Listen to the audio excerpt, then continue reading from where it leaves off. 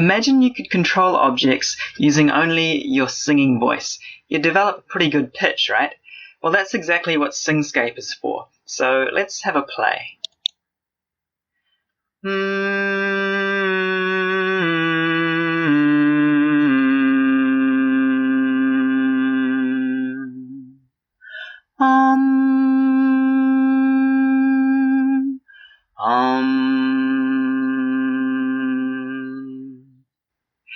Now, if you find that the default key is too high or low, you can change it up or down on the left side of the screen.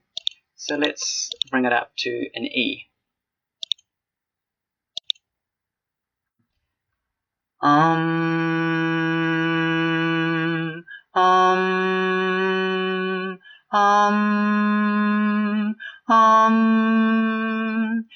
So you get the idea. I hope that you find Singscape a useful tool and have some fun. Thanks for playing.